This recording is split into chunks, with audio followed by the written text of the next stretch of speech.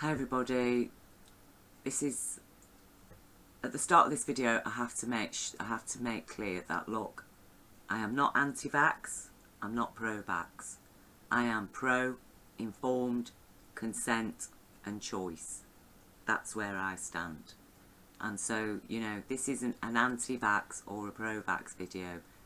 This video is asking questions about the BBC as a news provider, and also Britain's GPs and where they will stand now in terms of liability, okay, and also where the BBC itself stands and whether or not the BBC actually ought to expect a mass class action against them, because don't forget, they are a publicly funded news provider by force of law, whereby people are threatened with fines and imprisonment if they do not pay their BBC TV licence.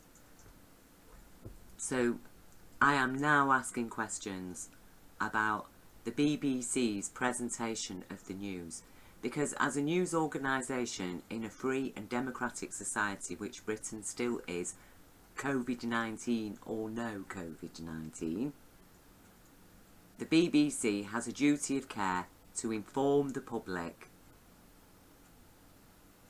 on issues that are a matter of public interest.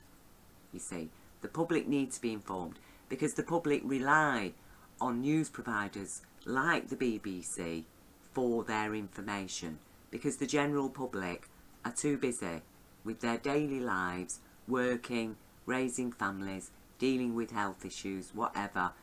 People rely on a series of professionals to oversee what's happening, and that those professionals, being educated and informed, will then inform the people who haven't got access to that kind of knowledge or even time and ability to access it.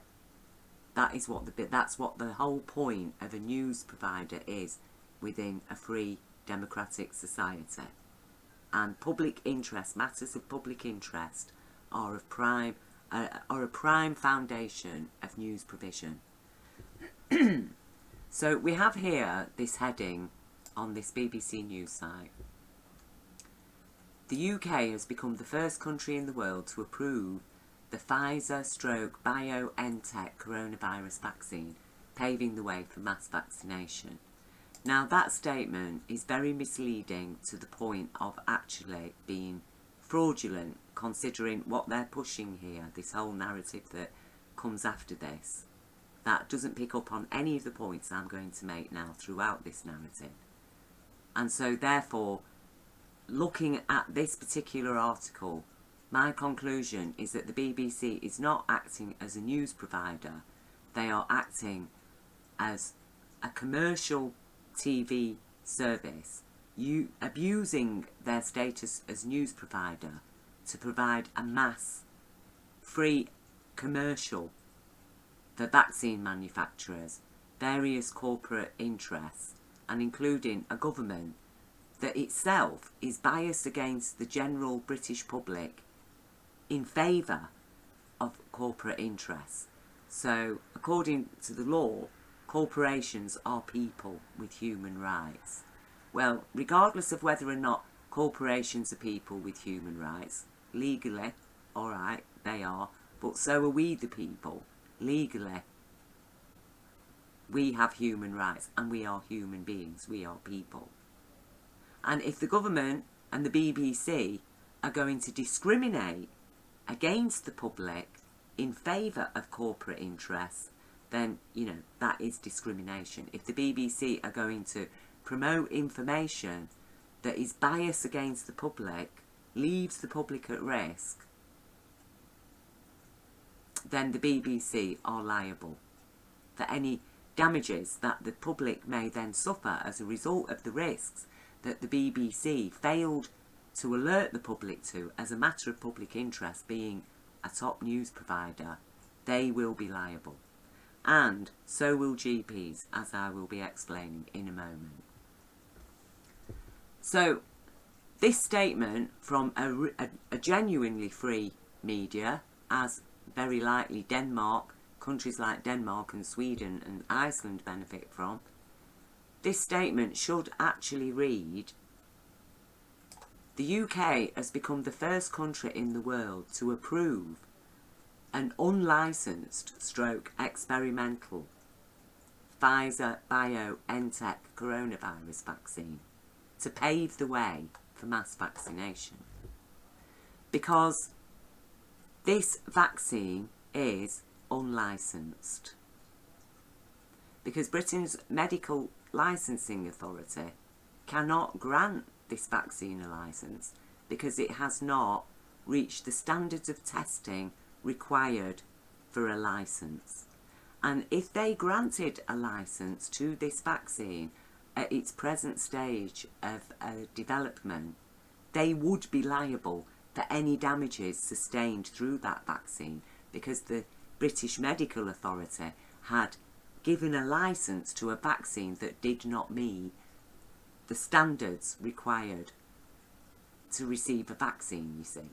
So it appears that the British Medical Licensing Authority are not prepared to take the risk and give a licence to this vaccine. But we, the people, can take the risk of an experimental vaccine. They will approve it to be used. And that has to be by informed consent, because it is experimental. Now, the BBC have failed to explain that. They have failed to explain it. And you read through it, you know, they're talking about mass vaccinating everybody over the age of 50. And, you know, it does appear that this is going to be compulsory. This is really, really serious. Okay. This is a very serious level of emission. And this is the BBC acting as a commercial, abusing its status as news provider to act as a corporate advertiser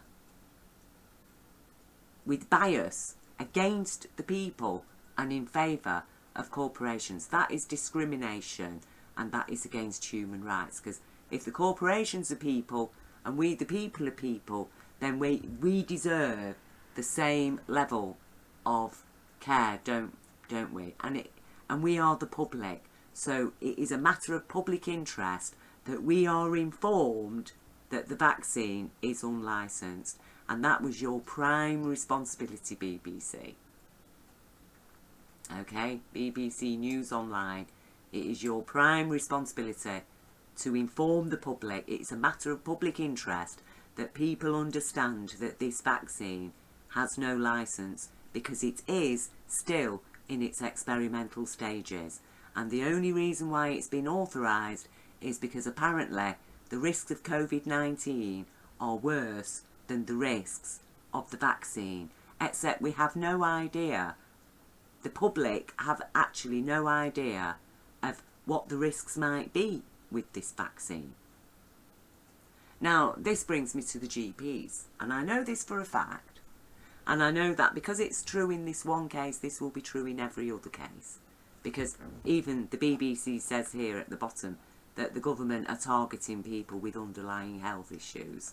You know, people in nursing homes first, and then it goes on to people over 50 and, you know, people with underlying health issues. So I want to know why the BBC and why Matt Hancock as Health Secretary has not issued any alerts or exemptions for example, people with autoimmune illnesses like lupus. I know for a fact that people with lupus, which is an autoimmune illness, are being invited into the doctor's surgery to have this vaccine, this unlicensed, experimental, gene editing vaccine. People who are on medications like COX inhibitors that suppress the immune system.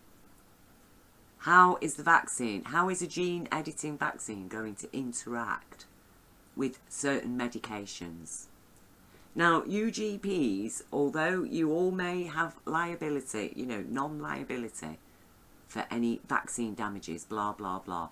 Actually, you are going to be liable for any damages to people who have problems with, who have autoimmune illnesses.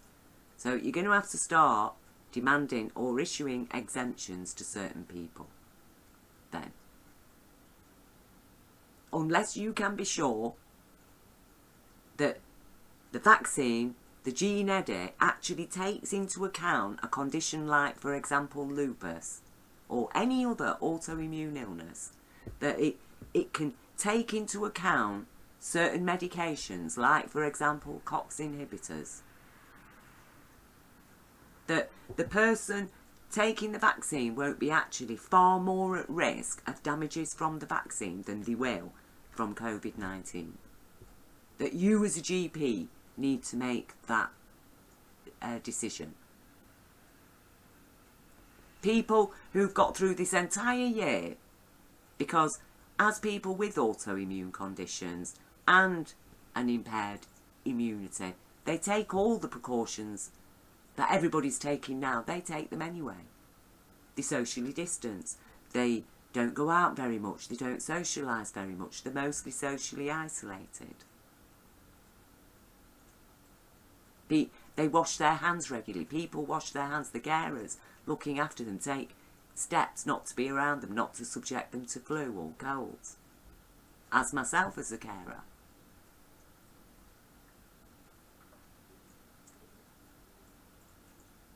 So you GPs will be liable because you have a duty of care when it comes to an unlicensed experimental vaccine. That you doctors know yourselves, your surgeries have not been inundated with people requiring emergency help for COVID-19. You know that as GPs. And you need to know, how does this gene edit work? And how will it impact people with autoimmune illnesses? Now, the BBC here have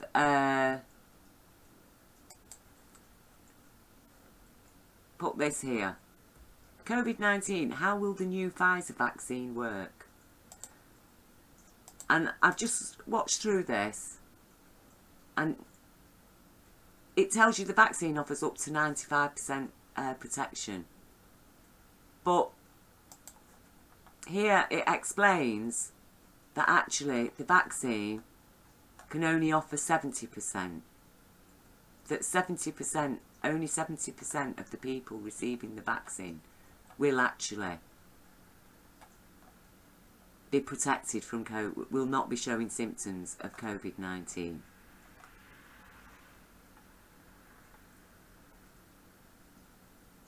Okay? But this does not tell you how the vaccine works. It does not explain to people that the BioNTech vaccine, what it does is it targets our immune system's DNA and it snips bits out of it, it's CRISPR, cuts bits out of it and re-edits, rewrites our immune system biology, our DNA. That is what it does. But the BBC is not explaining that. This whole thing is talking about how it will be stored, how it will be transported, and where it will be delivered. It does not tell you how the vaccine works. Again, big, massive failure on behalf of the BBC. The BBC is failing the public, and this is blatant propaganda. Because they are presenting only one side of the story. They are not balancing this with facts. They are not telling people how the vaccine works here. This title is fraudulent. Because I tell you, you can go through the whole thing. They're telling you how it's going to be stored, how many doses they've got.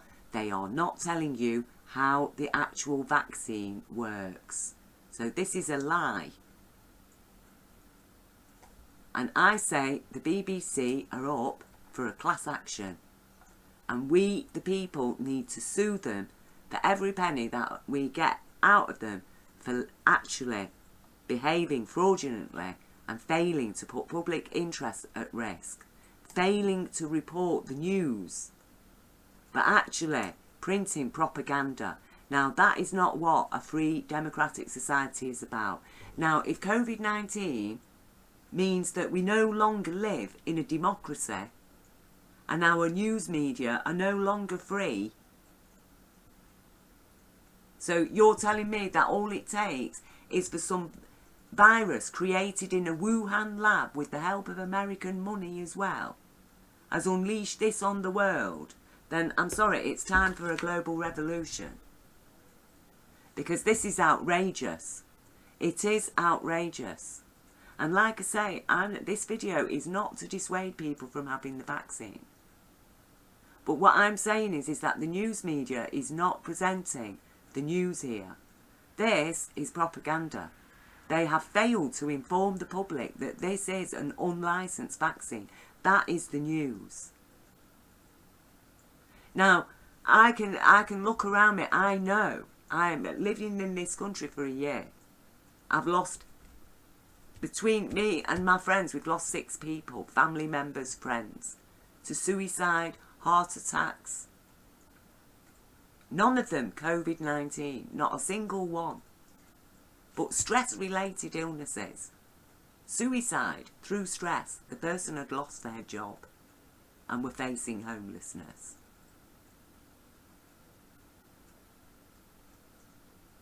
Through lockdown. People who were denied access to their GP.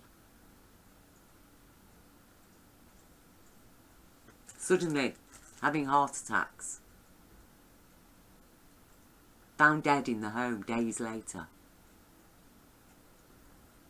So, you know, I have a very, very good reason to be asking a question about experimental vaccines, that apparently the damages inflicted by the vaccines are apparently far less than the damages inflicted by COVID-19, where even the person I care for who has no immunity, has not developed COVID-19, has not caught COVID-19, and will not catch COVID-19 while I am caring for that person. I'm witnessing doctors failing in their duties as a medical healthcare provider to the public, paid for by public funds, who are failing to ask questions, who will just willy-nilly invite people who have autoimmune illnesses and are on COX inhibitors to participate in an experimental vaccine that is going to re-edit their already impaired DNA, immune DNA. And you as a GP are not asking questions about that. You do not have a duty of care to inform your patient with autoimmune that there is a risk that this vaccine might re-trigger their lupus or might cause more serious damage. And to allow that person to make an informed choice. Well, do you want to have the vaccine, or, you know, do you want to risk COVID-19? And then that is up to that person. Right? Our NHS exists, and it's paid for by public funds to look after us when we are ill. We are not here. We are not expected to avoid getting ill in order to help our health service. The vast majority of people do their best to avoid getting ill.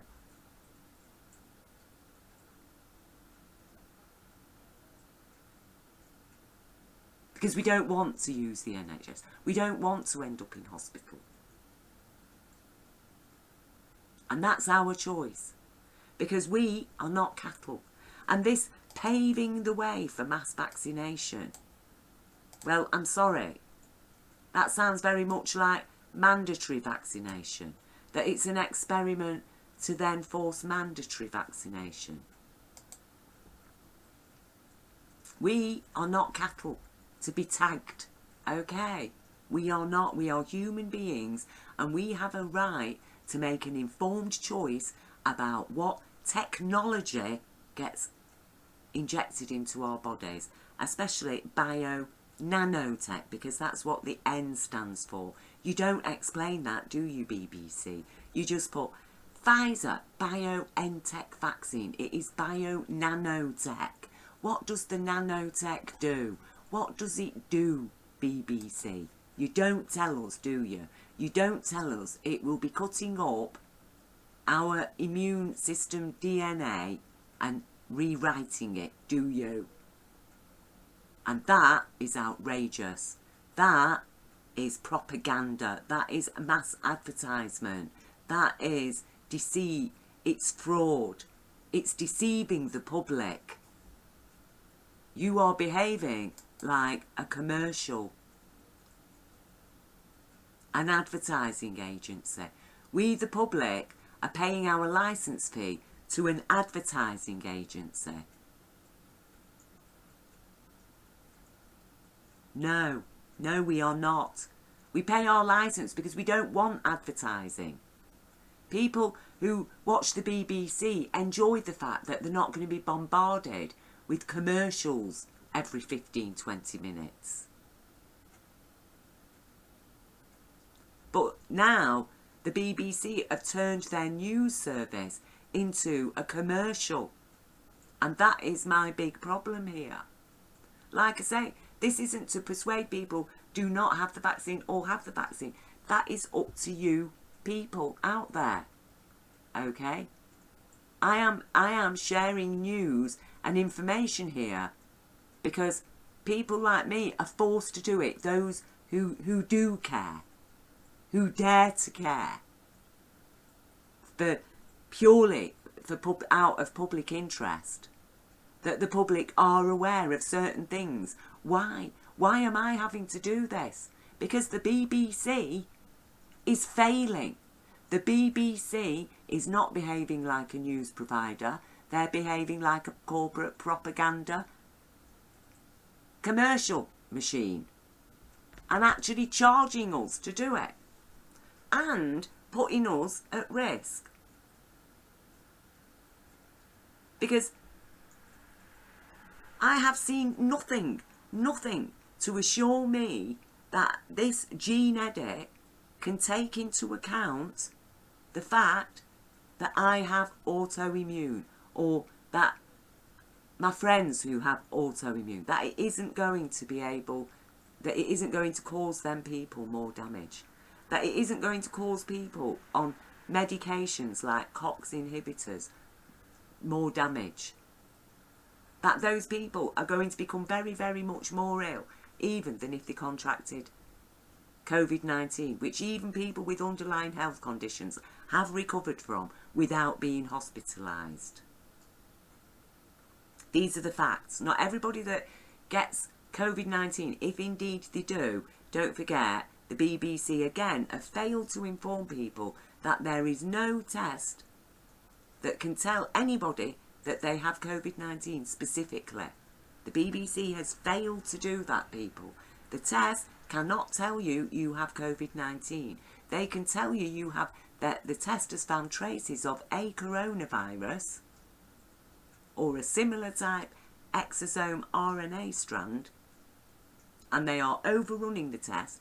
They're putting them at double the cycles that they should be used, 40 instead of 20 cycles. So picking everything and anything up and, oh, positive, you've got COVID-19. Even a common cold. The CDC in America has explained to people, if you've tested positive for coronavirus, it can mean you've got COVID-19, but it can mean you've got a common cold. What's going on is that people who test positive are being assumed to have COVID-19. So then that begs the question about how these vaccinations have been tested even up to now on people that are assumed to have COVID-19 because they've tested positive, but in fact they may just have a common cold.